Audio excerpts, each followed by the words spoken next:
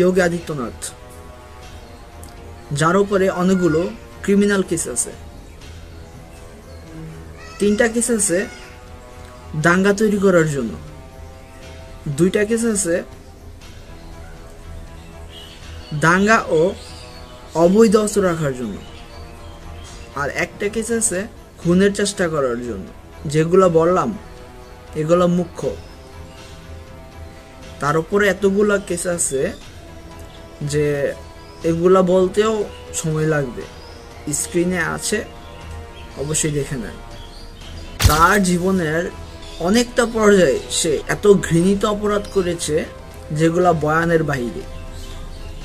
দীর্ঘ সময় ক্ষমতা থাকার কারণে সেই অপকর্মগুলো ঢেকে রাখছে, এগুলা বাইরে প্রকাশে আসছে না। যদি এই নিউজগুলো একটু দেখানোর চেষ্টা করি, একটু দেখবেন, বুঝবেন। এই নিউজ পেপারে লেখা আছে যোগীর বিরুদ্ধে মার্ডার কেস। এখানে স্পষ্ট লেখা আছে যোগীর বিরুদ্ধে ক্রিমিনাল কেস আছে 138টা, কিন্তু সে তার ক্ষমতা বলের কারণে এগুলোকে দমায় রাখছে।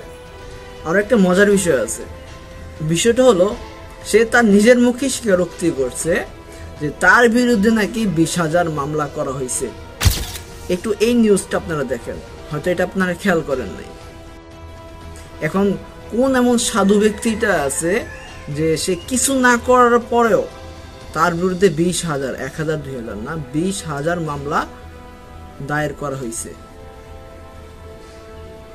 এর থেকে মানলাম সে 20,000 মামলায় দায়ভুক্ত না, 1,000 তো আছে, 500 তো আছে, সে তার মুখেই স্বীকার করছে।